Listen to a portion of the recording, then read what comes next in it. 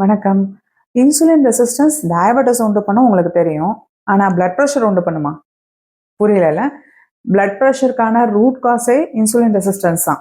இது வந்து இன்சுலின் ரெசிஸ்டன்ஸ்ல உங்களுக்கு ஹை இன்சுலின் வரும். ஏன்னா இன்சுலின் வேலை செய்யாதனால நம்ம கணையம் நிறைய இன்சுலின் ப்ரொடியூஸ் ஆகும். நான் ஏற்கனவே உங்களுக்கு சொல்லியிருக்கேன். இந்த ஹை இன்சுலின் ஒரு நிறைய பாடியில சேஞ்சஸ் பண்ணும். ரத்த குழாயில, ஹார்மோன் லெவல்ல, மெட்டபாலிசம்ல இதுல எல்லாம் மாற்றம் கொண்டு வந்து நம்ம நார்மலா ரத்த போற அழுத்தம் இருக்கு இல்லையா, அதை வந்து இன்க்ரீஸ் பண்றதுனால தான் பிபி வருது.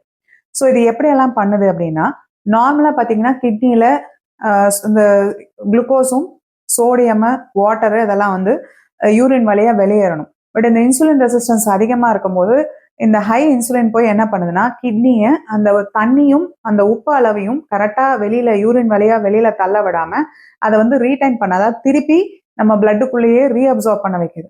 ஸோ அப்போ வாட்டர் லெவலும் சால்ட் லெவலும் நம்ம ரத்தத்தில் அதிகமாகறதுனால ஃப்ளூயிட் வால்யூம், அந்த தண்ணியோட அளவு ரத்தத்துக்குள்ள இருக்கிற லிக்விடோட அளவு வந்து அதிகமாகுது. இது வந்து வால்யூம் இன்க்ரீஸ்ன்னு சொல்லும். ஸோ இது ஒரு காரணம் பிபி ஏறதுக்கு.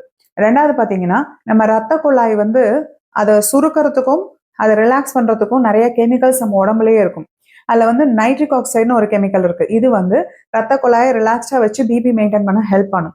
இந்த ஹை இன்சுலின் போய் இந்த நைட்ரிக் ஆக்சைடு லெவலை குறைக்குது. ஏன்னா அந்த ஆக்சிடேட்டிவ் ஸ்ட்ரெஸ்ன்னு சொல்லுவோம்.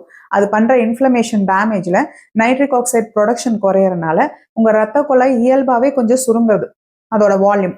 ஸோ இது ரெண்டாவது காரணம். மூணாவது பார்த்தீங்கன்னா, இப்போ எப்படி நம்ம தொடுறோம், கையை அசைக்கிறோம், இது வந்து சென்சரி மோட்டார் சிஸ்டம்னு நம்ம நரம்பு மண்டலத்துல உணர்வு அதே மாதிரி அசைவு இது எல்லாத்தையும் கவர்ன் பண்ற சிஸ்டம். இது வந்து வாலண்டரி நர்வஸ் சிஸ்டம். இப்போ நீங்க நினைச்சா ஒரு பொருளை தொடலாம், வேண்டானா தொடாம இருக்கலாம். அதே மாதிரி சிம்பத்தட்டிக் நர்வஸ் சிஸ்டம்னு நம்ம உடம்புக்குள்ள இன்னொரு நரம்பு மண்டலம் இருக்கு. இது வந்து இன்வாலண்டரி, அதாவது நீங்களும் நானும் அதை கண்ட்ரோல் பண்ண முடியாது. இப்ப நம்ம ஹார்ட் ரேட் எவ்வளவு இருக்கணும், நம்ம குடல் எவ்வளவு மூவ் பண்ணணும், எவ்வளவு நமக்கு வேர்க்கணும், இந்த மாதிரி விஷயங்கள் எல்லாம் முடிவு பண்ற ஒரு நரம்பு மண்டலம், ஒரு சிஸ்டம் அது.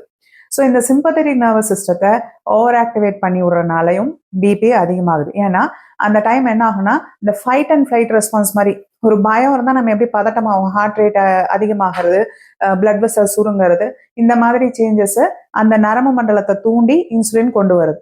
நாலாவது பார்த்தீங்கன்னா, ரெனின் ஆஞ்சியோடென்சின் ஆல்டோஸ்டிரான் சிஸ்டம், ராஸ் அப்படின்னு சொல்லி கிட்னியில கவர்ன் பண்ற ஹார்மோன்ஸ்.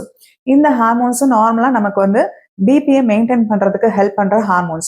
ஸோ இதை வந்து ஓவர் ஆக்டிவா வேலை செய்ய வச்சு நமக்கு வாசோ கன்ஸ்ட்ரிக்ஷன், அந்த ரத்த குழாயை சுருக்கிற வேலையை பண்ணுது. ஸோ ஓவராலா பார்த்தீங்கன்னா, ரத்த குழாயோட கேலிபர் அது வந்து கொஞ்சம் சுருங்கிறது, வாசோ கன்ஸ்ட்ரிக்ஷனு. ரெண்டாவது வால்யூம் இன்க்ரீஸ் ஆகுது, உள்ள ஃப்ளூயிடும் அதிகமாயிடுச்சு. ஸோ அதிகமாக போக வேண்டியிருக்கு, ஆனால் பேசேஜ் வந்து சின்னதாக இருக்கு. ஸோ இந்த ரெண்டு காரணத்தினால ரத்த கொதிப்பு அதிகமாகுது. ஸோ இப்போ இன்னொரு பாயிண்ட் என்னன்னா, இன்சுலின் ரெசிஸ்டன்ஸ் பிளட் ப்ரெஷரை உண்டு பண்றதுங்கிறது ஒன் வே கிடையாது. திரும்பவும் ஒரு பிரச்சனை இருக்கு. இப்போ பிளட் ப்ரெஷர் அதிகமாகிறப்ப அது என்ன பண்ணுன்னா, ரத்தம் மசில்ஸ்க்கெல்லாம் போறது குறையுது இல்லையா, அப்ப மசில்ஸ் வந்து ரத்தத்துல இருந்து குளுக்கோஸை உறிஞ்சு எடுக்கிற கெப்பாசிட்டி அதுக்கு குறையுது. இதனால குளுக்கோஸ் அதிகமா பிளட்ல இருக்கிறனால அதிக இன்சுலின் தேவைப்படுது. அப்ப மறுபடியும் இன்சுலின் ரெசிஸ்டன்ஸ் அதிகமாகுது. So insulin resistance blood pressure உண்டு பண்ணுது, இந்த பிளட் ப்ரெஷர் திருப்பி இன்சுலின் ரெசிஸ்டன்ஸை உண்டு பண்ணுது. இது பேரு விஷியஸ் சைக்கிள். அதாவது ஒன்னொன்னு ஒரு காரணம் இன்னொரு காரணத்தை, ஒரு பாதிப்பு இன்னொரு பாதிப்பை அதிகப்படுத்திட்டே. இந்த மாதிரி பிபி இன்சுலின் ரெசிஸ்டன்ஸ் ரெண்டையும் நீங்க கண்ட்ரோல் பண்ணணும்னா, ஃபர்ஸ்ட் ரூட் காஸ் இன்சுலின் ரெசிஸ்டன்ஸை தான் நீங்க சரி பண்ணணும். ஸோ மாத்திரை வந்து உங்களுக்கு டாக்டர் கொடுப்பாங்க பிபிக்கான மாத்திரையை.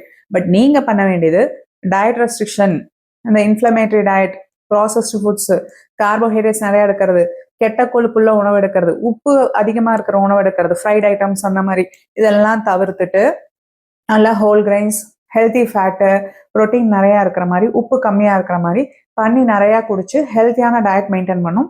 ஸ்ட்ரெஸ் மேனேஜ்மெண்ட் பண்ணணும். அது இல்லாமல் நல்ல ஸ்ட்ரென்த் ட்ரைனிங் எக்ஸசைசஸ், அது இல்லாமல் walking, strength training exercises, yoga, அதெல்லாம் மெடிடேஷன், இதெல்லாம் நீங்கள் பண்ணணும். ப்ராப்பர் ஸ்லீப், இதெல்லாம் பண்ணதுக்கு அப்புறம் மீதி ரோல் தான் மாத்திரைக்கு.